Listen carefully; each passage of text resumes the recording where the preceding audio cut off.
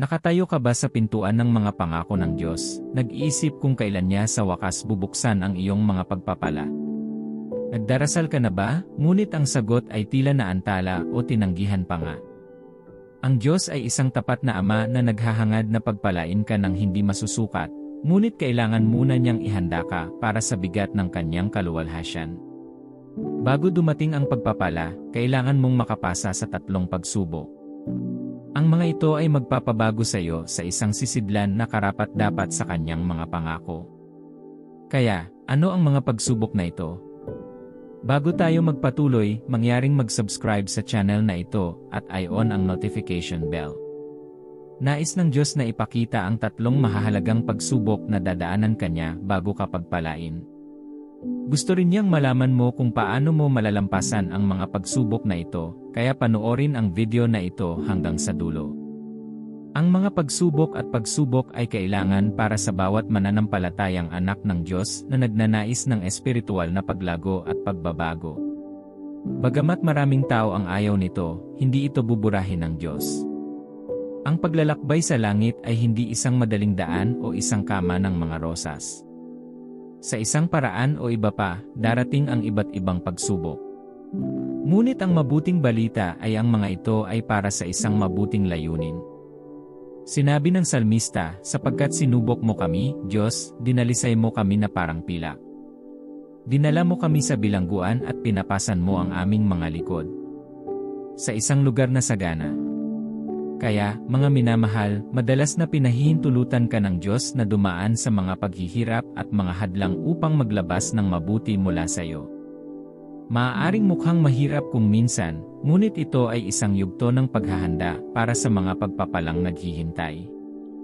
Kung paanong ang ginto ay kailangang dumaan sa apoy upang magkaroon ng halaga, kailangan mo ring dumaan sa mga pagsubok na ito upang ihanda ka sa mabubuting bagay na inilalaan ng Diyos para sa iyo.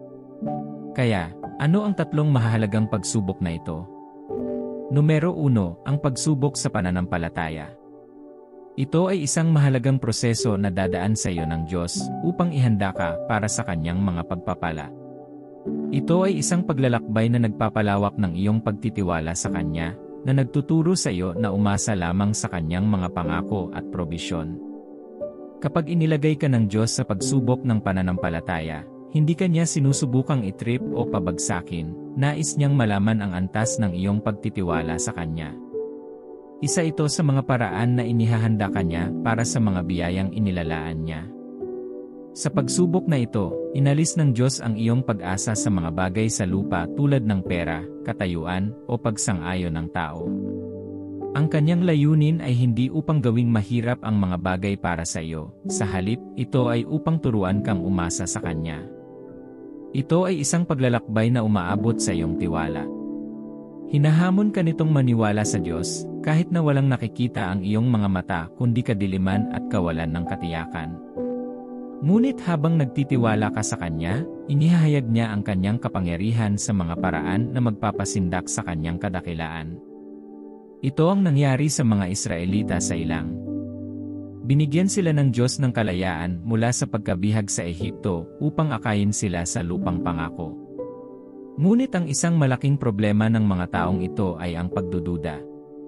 Matapos ang lahat ng mga himalang ginawa ng Diyos sa Ehipto para sa kanilang kalayaan, nag-alinlangan pa rin sila sa kanilang mga puso. Isipin mo nang makasalubong nila ang dagat na pula pagkatapos umalis sa Ehipto. Sa halip na humingi ng tulong sa Diyos, nagsimula silang magreklamo. Sa halip na manampalataya sa Kanyang soberanya, pinagdudahan nila ang Kanyang kakayahan. Bigla nilang ginusto na hayaan sila ng Diyos na mamatay sa Ehipto. Anong uri ng kawalan ng utang na loob iyon? Kailangang turuan sila ng Diyos ng ilang mga aral at putulin sila ng ilang mga pag-ugali. Sa tuwing bumagsak sila sa pagsusulit, kailangan nilang muling kunin ito na naging dahilan upang mahaba at mahirap ang kanilang paglalakbay. Tiniyak ng Diyos na dinala niya sila sa mahihirap, matapang na sitwasyon upang turuan silang magkaroon ng pananampalataya at umasa sa Kanya. Hinarap nila ang gutom, uhaw at pagod bukod sa iba pang mga bagay. Gayunpaman, sa bawat hakbang na magitan ng Diyos. Bagamat matagal silang nakipagpunyagi sa pananampalataya sa Diyos, sa kalaunan ay lumago sila dito. Sinimulan nilang makita ang Diyos bilang kanilang kanlungan, tagapaglaan, at tagapagtaguyod. Sa puntong ito, dinala sila ng Diyos sa lupaing binubukalan ng gatas at pulot. Sa parehong paraan, maaaring ilagay ka ng Diyos sa mga sitwasyon kung saan pakiramdam mo ay nasa disyerto ka na walang nakikitang paraan ng suporta. Ngunit gusto niyang magtiwala ka sa Kanya, umasa sa Kanyang mga pangako, at maniwala na ibibigay niya sa iyo. Tandaan, ang sabi sa Hebrews 11:6, at kung walang pananampalataya, imposibleng bigyang kasiyahan ang Diyos sapagkat ang sinumang lalapit sa Kanya, ay dapat maniwala na siya ay umiiral at na Kanyang ginagantimpalaan ang mga taimtim na naghahanap sa Kanya. Hindi sinusubok ng Diyos ang iyong pananampalataya para matisod ka o madapa. Sinusubukan niya ito upang palakasin ito at buin ang iyong lubos na pag-asa sa Kanya. Makakatulong ito sa iyo na lumago sa espiritual na kapanahunan. Nais din niyang makita kung nagtitiwala ka sa Kanyang banal na probisyon o kung nabubuhay ka pa rin sa pagdududa. Ito ay isang mahalagang pagsubok na dapat mong malampasan bago ka pagpalain ng Diyos. Iniharap ng Diyos ang pagsubok na ito ng pananampalataya sa dalawang pangunahing paraan. Isa, bibigyan ka niya ng mahirap na gawain. Isa na karaniwang magpapabulong at magrereklamo. Sasabihin niya sa iyo na gawin ang isang bagay na tila halos imposible at walang kabuluhan. Tandaan noong tinawag niya si Noe na magtayo ng arka nang walang palatandaan ng ulan. Paano kapag sinabi niya kay Abraham na umalis sa bahay ng kanyang ama patungo sa isang lupain hindi niya alam? O nang hilingin ng Diyos kay Moises na ihatid ang kanyang mensahe kay Paraon? Ang parehong Moises na pumatay ng isang Ehipsyo at tumakas. Ito ay tila isang imposibleng misyon. Paano haharapin ni Moses si Paraon sa kanyang hindi madaldal na pananalita? Hindi ba't gagawin siyang bagay ng pangungutya? Paano kung nagalit si Faraon at nagpa siyang patayin siya? Ang lahat ng tanong na ito ay bumaha sa isipan ni Moses, ngunit kailangan niyang manampalataya at umalis. Maaaring hindi ka hilingin ng Diyos na magtayo ng isang arka o umalis sa bahay ng iyong ama patungo sa isang kakaibang lupain. Ngunit hihilingin niya sa iyo na tapusin ang isang gawain o abutin ang isang pangarap na kahit na sa tingin mo ay imposible. Dalawa, magdudulot siya ng malaking pagbabago sa iyong buhay. Ito ay maaaring isang pagkawala ng trabaho, isang seryosong medikal na diagnosis, o isang relasyong krisis.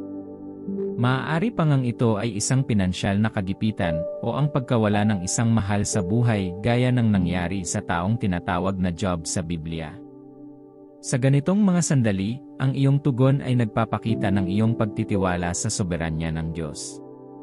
Maaaring matukso kang mataranta, mawalan ng pananampalataya, o sisihin ang Diyos sa kasawian. Ngunit kung pipiliin mong magtiwala sa Kanyang mga pangako na gagawin ang lahat ng bagay para sa iyong ikabubuti, ipinapakita mo ang iyong pananampalataya sa Kanya. Ito ay nagpapakita na ang iyong pananampalataya ay hindi nakasalalay sa iyong mga kalagayan kundi sa Diyos. Ang pananampalatayang ito ang magpapatibay sa iyo sa mahihirap na panahon at magpapatibay ng iyong kaugnayan sa Diyos, gaya ng nangyari kay Abraham. Minamahal, ang pananampalataya ay hindi tungkol sa paniniwala sa iyong nakikita, ito ay tungkol sa paniniwala kahit na hindi mo ito nakita. At hindi ito tungkol sa pagkuha ng gusto mo, ito ay tungkol sa pagkuha ng gusto ng Diyos para sa iyo. Ang iyong buong buhay bilang isang mananampalataya ay produkto ng pananampalataya dahil naniniwala ka sa isang walang kamatayang nilalang na hindi mo pa nakikita. Tandaan, bilang anak ng Diyos, dapat kang mamuhay sa pamamagitan ng pananampalataya at hindi sa pamamagitan ng paningin. Kaya, kapag dumaraan ka sa pagsubok ng pananampalataya, tandaan na kasama mo ang Diyos. Kung pinahintulutan niya ang isang bagay na hindi mo maipaliwanag na dumating sa iyo, may dahilan ito. Huwag kalimutan na ang kanyang mga paraan ay iba sa iyo, ngunit ang lahat ng ito ay para sa iyong ikabubuti. Susuportahan ka niya, at sa kabilang panig ng pagsubok, pagpapalain ka niya ng hindi masusukat.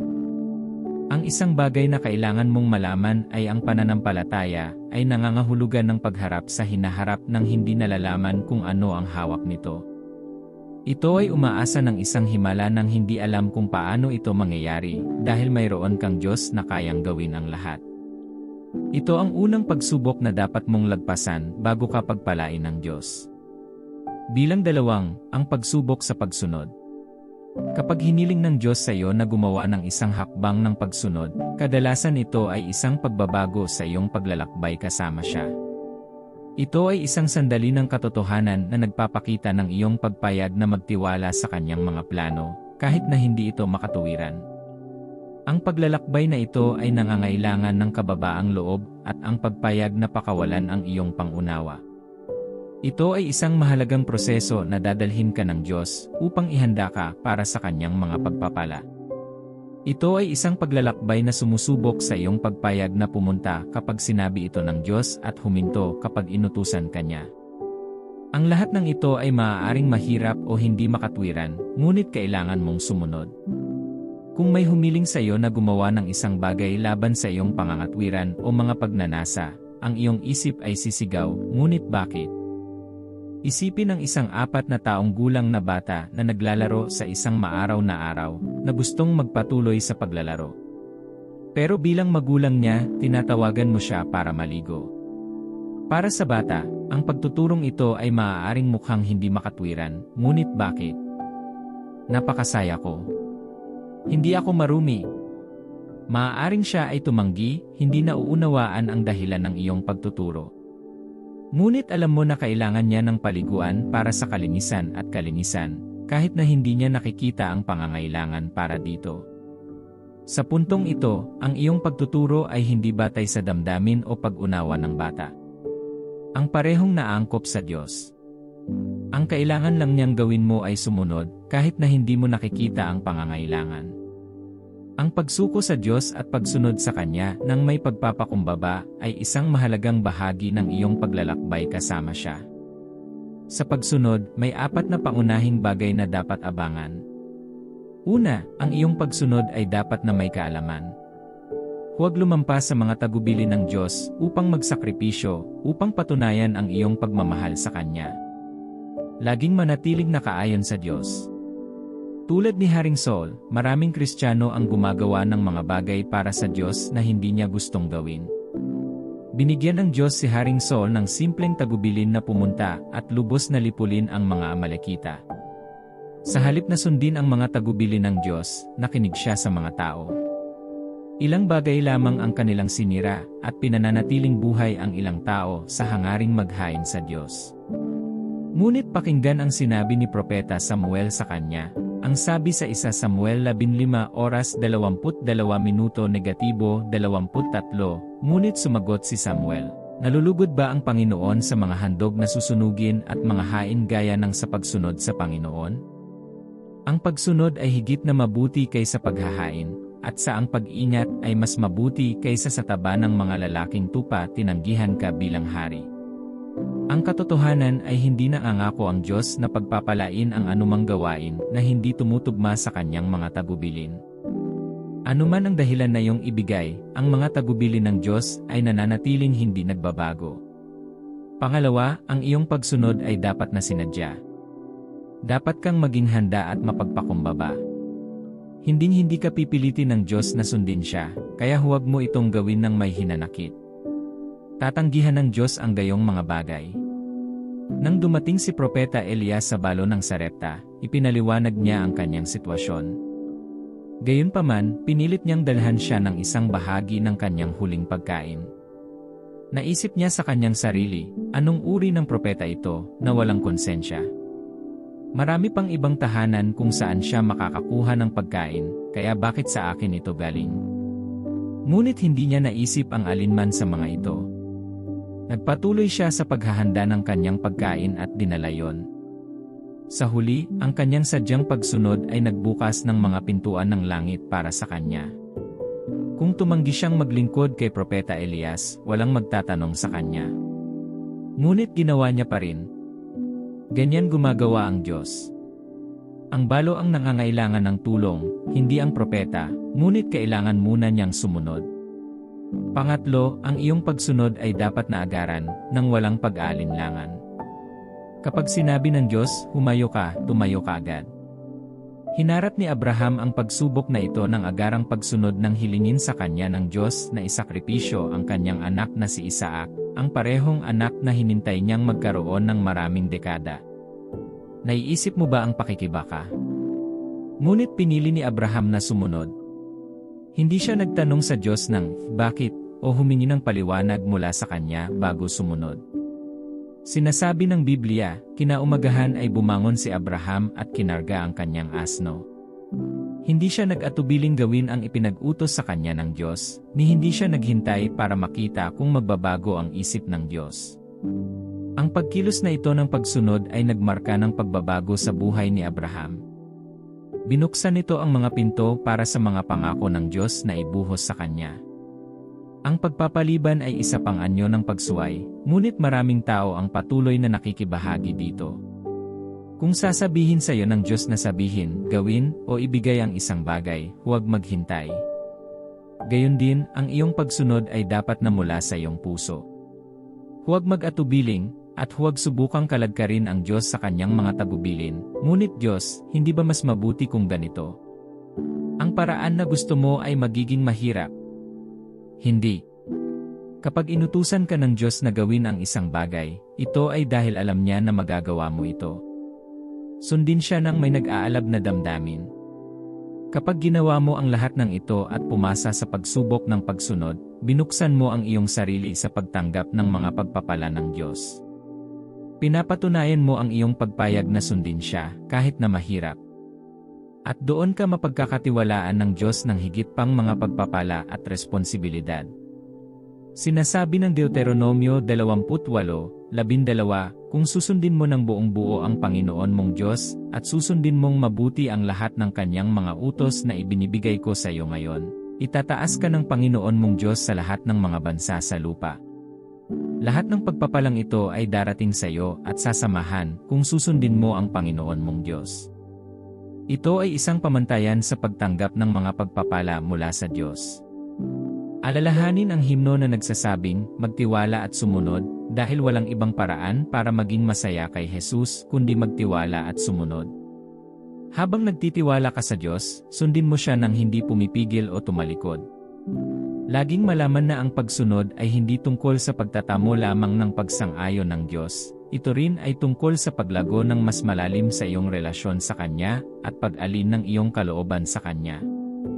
Kaya, kapag nahaharap sa pagsubok ng pagsunod, piliin na magtiwala at sundin ang pangunguna ng Diyos. Gagantimpalaan niya ang iyong katapatan, at mararanasan mo ang kagalakan ng paglalakad sa Kanyang mga pagpapala. Bilang 3, ang naghihintay na pagsubok ng pasensya. Naramdaman mo na ba na napakatagal ng Diyos para sagutin ang iyong mga panalangin? Marahil ay naghihintay ka para sa kung ano ang pakiramdam ng isang walang hanggan. Sa isang punto, maaari kang magtaka kung nakikinig pa ba siya. Sana ay tandaan mo pa rin na ang pagkaantala ay hindi pagtanggi. Ang naghihintay na pagsubok ng pasensya ay isang paglalakbay na kinakaharap ng maraming tao. Sa pamamagitan nito, inaabot ng Diyos ang iyong antas ng pagtitiyaga at tinuturuan kang maghintay at huwag magmadali. Sa panahong ito ng paghihintay, madaling makaramdam ng pagkabigo, pagdududa at takot. Maraming mga katanungan ang maaaring dumaloy sa iyong isipan, tulad ng, bakit ito nagtatagal? Nakalimutan na ba ako ng Diyos? Kaya ba niyang tuparin ang kanyang mga pangako? Ngunit sa gitna ng mga pag-aalinlangan na ito, kumikilos ang Diyos upang palakasin ang iyong pananampalataya. Inihahanda ka niya para sa isang bagay na higit pa sa maiisip mo. Ang tunay na kahulugan ng pagtitiis, gaya ng inilalarawan ng Biblia, ay magdusa ng matagal. Ito ay upang sabihin sa iyo na ang pasensya ay hindi lamang tungkol sa paghihintay ng ilang buwan o taon para sa isang bagay. Tungkol ito sa ugali mo habang naghihintay. Nagigising ka ba araw-araw na nagbubulong-bulungan at nagrereklamo tungkol sa kung paanong hindi maaasahan ng Diyos, o palagi kang bumibisita sa lugar ng panalangin para pahalagahan siya, at ipaalala sa Kanya ang iyong mga nakabinbing kahilingan. Kapag mayroon kang matiyagang espiritu, nangangahulugan ito na ikaw ay nagpapatuloy sa matagal na sakit ng hindi nagrereklamo. Naghintay si Abraham ng 25 taon para sa katuparan ng pangako ng Diyos, isang anak. 25 buong taon. Naiisip mo ba ang pagkabigo, pagdududa, at takot na pumasok? Tandaan, ang Diyos ang nangako na bibigyan siya ng isang anak, ngunit naantala pa rin siya. Sa gitna ng lahat ng ito, pinili ni Abraham na magtiwala sa pangako ng Diyos. Ang kanyang pananampalataya ay nagbigay sa kanya ng pagkilala sa katuwiran. Pagkatapos ng napakatagal na paghihintay, tinupad ng Diyos ang kanyang pangako sa kanya. Sinasabi sa awit 37, 7-9, manahimik ka sa harap ng Panginoon at maghintay na may pagtitiis sa Kanya, huwag kang mabalisa kapag ang mga tao ay nagtatagumpay sa kanilang mga lakad, pagka sila'y nagsagawa ng kanilang masasamang plano. Umiwas sa galit at tumalikod sa puot, huwag mabalisa, ito ay humahantong lamang sa kasamaan. Ang ilang mga tao ay nahihirapang maghintay sa Diyos dahil gusto nila ang mga bagay ng mabilis. Hindi nila matiis ang pangungutya ng mga tao at magsawa sa paghihintay sa Diyos, kaya humahanap sila ng ibang paraan. Ngunit para sa isang mananampalataya, hindi ito dapat. Sinabi ng salmista, maghintay ka sa Panginoon, magpakalakas ka at magpakatatag at maghintay sa Panginoon. Hindi lang hintay ang sinabi niya, pero sa paghihintay mo, kailangan mong maging matatag at lakasan ang loob mo. Naghintay si Jose ng ilang taon sa pagkaalipin bago naging pinuno sa Ehipto. Ito ay mga taon ng paghihirap at katahimikan mula sa Diyos. Tiniis niya ang lahat ng uri ng pagpapahirap at kasawian, ngunit patuloy siyang kumapit. Ang kanyang pasensya ay umakay sa kanya sa isang posisyon na may malaking impluensya at pagpapala. Isipin kung siya ay nagpasya na maghanap ng isang madaling ruta sa tagumpay. Alam na niya na itinadhana siya ng Diyos na maging dakila, kaya magandang dahilan iyon para subukan niyang i-fast track ang kanyang tagumpay. Ngunit naghintay siya. Nagdusa siya ngunit nagtiis din. Paano si Job? Ang lalaking ito ay natisod mula sa biyaya hanggang sa damo sa isang segundo. Nawala niya ang lahat ng mayroon siya, kabilang ang kanyang pamilya at mabuting kalusugan, sa hindi maipaliwanag na paraan. Ngunit sa gitna ng lahat ng sakit at pahirap mula sa dyablo, naghintay siya sa Diyos. Hindi niya alam kung paano siya nakarating sa kinaroroonan niya o kung paano siya ilalabas ng Diyos, ngunit naghintay siya. Ang sabi sa Habakuk 2:3, sapagkat ang paghahayag ay naghihintay ng takdang panahon, ito ay nagsasalita tungkol sa wakas at hindi magpapatunay ng kasinungalingan. Bagaman ito ay nagtatagal, hintayin mo, ito ay tiyak na darating at hindi magtatagal. Kapag inilagay ka ng Diyos sa naghihintay na pagsubok ng pasensya, hindi ito nangangahulugan na ipinagkakait niya ang kanyang mga pagpapala sa iyo. Inihahanda ka niya para sa isang bagay na mas malaki kaysa sa iyong maiisip. Kung magtanim ka ng binhi ng mangga, bubunutin mo ba ito pagkatapos ng isang taon dahil hindi pa ito namumunga? Siyempre hindi. Ang isang buto ng mangga ay nangangailangan ng mga taon upang maging puno bago ito magbunga. Hindi pa rin ito tumitigil doon, kailangan mong hintayin na mahinog ang mga buto bago kainin ang mga ito. Kakain ka ba ng hindi hinog na prutas dahil hindi mo na hinintay na mahinog ito? Pag-isipan ito. Kung hindi ka susuko sa paghihintay sa Diyos, makakamit mo ang gantimpala. Ang pinakamagandang bagay sa buhay ay nagkakahalaga ng paghihintay. Kaya, huwag sumuko. Patuloy na maghintay, patuloy na magtiwala, at patuloy na maniwala. Ang iyong pagpapala ay nasa daan. Minamahal na mananampalataya, ito ang 3 pagsubok na hindi mo matatakasan sa iyong paglalakbay tungo sa isang pambihirang tagumpay. Bago ka pagpalain ng Diyos, kailangan mong lampasan ang mga ito. Ang mga ito ay tulad ng mga pagsusulit at pagsusulit na inuupuan ng isang estudyante upang maging kwalipikado sa susunod na antas. Kaya, sa sandaling mapansin mo ang mga bagay na ito na nangyayari sa iyong buhay, alamin na nais ng Diyos na pagpalain ka. Ngayon ang tanong, ano ang inaasahan ng Diyos na gagawin mo kapag nahaharap sa mga pagsubok na ito? Ang mga ito ay hindi lamang mga pagsubok, sila ay espiritual na nakaugat at kailangan mong maging sinadya at maingat. Kaya narito ang maaari mong gawin upang matiyak na makapasa ka sa mga pagsubok na ito.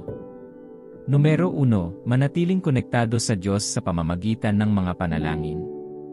Ang panalangin ay parang paghinga, mahalaga ito para sa espiritual na paglago at kaligtasan. Kapag nananalangin ka, hindi ka lang nakikipag-usap sa Diyos, ibinubuhos mo ang iyong puso, takot, at pagnanasa sa isang pinakamamahal sa iyo. Malaki ang naitutulong nito sa pagpapatibay ng iyong relasyon sa Kanya. Sinasabi sa Filipos 4:6-7, huwag kayong mabalisa sa anumang bagay, ngunit sa bawat sitwasyon, sa pamamagitan ng panalangin at pagsusumamo, na may pasasalamat, ay iharap ang inyong mga kahilingan sa Diyos. At ang kapayapaan ng Diyos, na higit sa lahat ng pagkaunawa, ay magbabantay sa inyong mga puso. At pag-isip kay Kristo Jesus. Ang Diyos ay hindi tulad ng isang Panginoon na hindi madaling lapitan, Siya ay isang Ama at isang kaibigan, at pinananatiling bukas niya ang pinto para makaharap ka sa Kanya anumang oras at anumang araw. Itinuro ni Jesus sa Kanyang mga disipulo kung paano manalangin, na sinasabi, humingi, at bibigyan Kanya, humanap, at makakatagpo kayo, kumatok kayo, at bubuksan Niya ang pinto sa inyo. Ipinakikita nito na nais ng Diyos na lumapit ka sa Kanya, kasama ang iyong mga kahilingan, hangarin, at lahat. Gusto Niyang marinig mula sa iyo. Sinasabi ng kasulatang iyon na ang kapayapaan ng Diyos ay magbabantay sa iyong puso at isipan. Ito ay posible lamang kapag nakikipag-usap ka sa Diyos. Kapag hiniling mo sa Kanya na tulungan ka, palakasin ka sa panahon ng iyong paghihintay, at gabayan ka, hindi Siya magdadalawang isip. Ngunit kapag hindi mo Siya hinanap, nangangahulugan ito na naniniwala ka na nasa iyo ang lahat ng kailangan upang matugunan ang mga pagsubok na iyong kinakaharap. Pinararangalan ng Diyos ang pagtitiyaga sa lugar ng panalangin at ginagantimpalaan din ito. Alalahanin ang kwento ni Hana sa Biblia.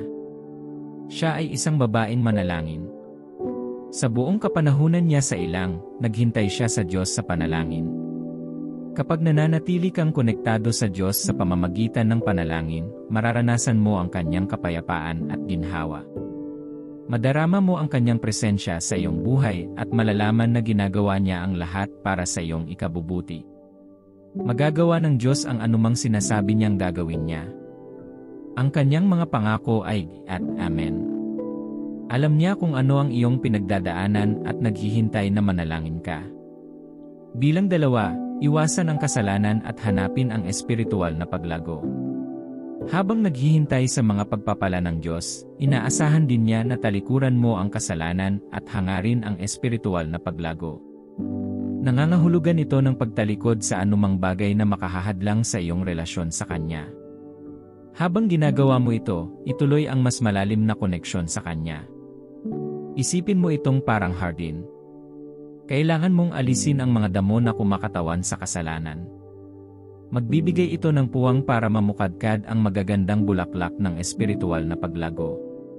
Kapag tinakasan mo ang kasalanan at naghangad ng espiritual na paglago, lumilikha ka ng puwang para sa Diyos na kumilos sa iyong buhay. Si Jose ay tumakas mula sa tukso ng asawa ni Potiphar, piniling sundin ang Diyos kaysa sumuko sa kasalanan. Sinasabi ng Biblia na iniwan niya ang kanyang tela sa kanyang mga kamay at tumakbo. Iyon ang ibig sabihin ng tumakas. Hindi sinasabi ng Biblia na lumayo o gumapang, sabi nito na tumakas. Si Daniel at ang 3 lalaking Hebreo ay umiwas sa kasalanan at hindi inisip ang mga kahihinatnan. Ang kanilang focus ay sa pagpapalugod sa Diyos at sa Kanya lamang. Maging intensyonal tungkol sa kumpanyang pinapanatili mo, sa media na ginagamit mo, at sa mga kaisipang iyong naaliw. Ang lahat ng ito ay makakaapekto sa iyo. Piliing mag-aral at sumunod sa salita ng Diyos, kahit na mahirap. Mas malamang na gawin mo rin yon kapag napapaligiran ka ng mga bagay at tao na lumuluwalhati sa Diyos. Ito ay lilikha ng magandang kapaligiran sa iyong buhay para sa banal na espiritu. Bilang kapalit, ikaw ay lalago at magiging mature sa espiritual. Tandaan, ang espiritual na paglago ay isang panghabang buhay na paglalakbay, at okay lang na gawin ito ng paisa-isa. Ngunit huwag tumigil sa pagsulong. Patuloy na hanapin ang Diyos, tumakas sa kasalanan, at patuloy na lumago sa iyong pananampalataya. Mahal na anak ng Diyos, sinasabi sa Santiago 1:12, mapalad ang nagtitiyaga sa pagsubok sapagkat, nang makayanan ang pagsubok, ang taong iyon ay tatanggap ng putong ng buhay na ipinangako ng Panginoon sa mga umiibig sa Kanya. Handa ka bang magtiis o gusto mong sumuko bago ka magsimula? Ang mga world-class na atleta, habang nagsasanay para sa Olympics, ay dumaraan sa mga oras ng pagsasanay. Itinutulak nila ang sakit at kakulangan sa ginhawa bilang paghahanda para sa mga pinakamalaking kompetisyon. Maaaring pakiramdam nila ay nabigo sila minsan, gayunpaman, alam ng coach na ang pagsasanay ay nagtatayo ng kanilang lakas at tibay. Sa lahi ng Kristiyanong ito, ang Diyos ang tagapagturo. Hinahayaan ka niya sa mga hamon dahil may nakalaan siyang kamanghamanghang bagay para sa iyo. Maaaring hindi mo ito nakikita ngayon, ngunit inihahanda ka niya para sa isang mas malaki at mas maliwanag na hinaharap. Kumapit ka lang at makukuha mo ang mga gantimpala sa takdang panahon kung hindi ka hihimatayin. Manalangin tayo. Walang hanggang hari ng kaluwalhatian, ang may akda ng aking buhay, salamat sa pagiging aking ama at aking kaibigan. Salamat sa iyong walang pasubaling pagmamahal at biyaya sa aking buhay. Nagpapasalamat ako sa iyo sa mga biyayang ibinibigay mo sa akin araw-araw. Nagpapasalamat ako sa iyong katapatan at patnubay, kahit na naliligaw ako sa iyong landas. Sinasamba kita ngayon at magpakailanman dahil ikaw ay Diyos. Nagsisi ako sa aking mga kasalanan, Panginoon. Ikinalulungkot ko ang mga pagkakataong sumuway ako sa iyong mga utos at hindi pinansin ang iyong tinig. Ikinalulungkot ko ang mga panahong inuna ko ang aking mga hangarin kaysa sa iyong kalooban. Patawarin mo ako, Panginoon, at linisin mo ako sa lahat ng kalikuan. Salamat sa iyong awa at pagpapatawad. Salamat sa kaloob ng kaligtasan sa pamamagitan ni Hesukristo. Matuwid na Diyos, alam ko na ang mga pagsubok ay isang normal na bahagi ng pagiging isang Kristiyano. Ang mga hamong ito ay tumutulong sa aking pananampalataya na lumakas. Hindi ko man sila maiiwasan, sa tulong mo, kaya ko silang harapin. Mangyaring tulungan akong makilala kapag sinusubok mo ako. Kapag ang mga bagay ay tila sobra-sobra na, ipaalala sa akin na lagi kang nasa tabi ko. Bigyan mo ako ng lakas na magpatuloy at hindi sumuko. Tulungan mo akong magtiwala sa iyo at umasa sa iyong biyaya upang ako ay malagpasan. Tulungan mo akong isuko ang aking kalooban sa iyo at sundin ang iyong mga utos, kahit na hindi ito makatuwiran. Naway ang aking pagsunod ay maging isang matamis na halimuyak sa iyo, at naway ihanda ako nito para sa mga pagpapalang iyong inilalaan para sa akin. Tulungan mo akong bumuo ng pasensya na maghintay sa iyo. Gusto kong magtiwala sa iyong panahon at tiisin ang mga pagsubok at hamon na dumarating sa akin. Tulungan mo ako, Panginoon. Mapagmahal na Ama, nananalig ako sa iyong mga pangako at nagtitiwala sa iyong presensya sa aking buhay. Mangyaring hawakan ang aking kamay at tulungan akong piliin ang kabanalan kaysa sa kasalanan. Ipakita sa akin kung paano sundin ang iyong landas, kahit na mahirap. Mangyaring tulungan akong makita ang mga bagay mula sa iyong pananaw.